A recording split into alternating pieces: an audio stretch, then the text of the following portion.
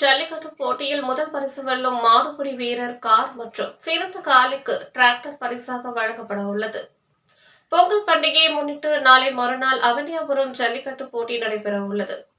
இதற்கான ஏற்பாடு பணிகள் தீவிரமாக நடைபெற்று வருகிறது.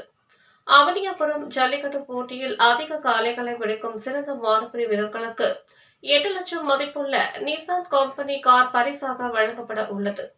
அதிக நேரம் களத்தில் நின்று விளையாடும் சிறந்த காளைக்கு 9 லட்சம் மதிப்பில் டிராக்டர் பரிசாக வழங்கப்பட உள்ளது.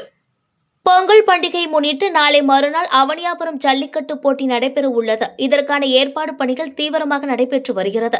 அவனியாபுரம் ஜல்லிக்கட்டு போட்டியில் அதிக காளைகள் பிடிக்கும் சிறந்த மாடுபிடி வீரர்களுக்கு 8 லட்சம் மதிப்புள்ள நிசான் கம்பெனி கார் பரிசாக வழங்கப்பட உள்ளது.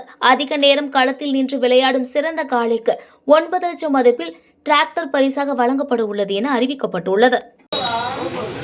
கொஞ்சம் மட்டும் இருக்கு.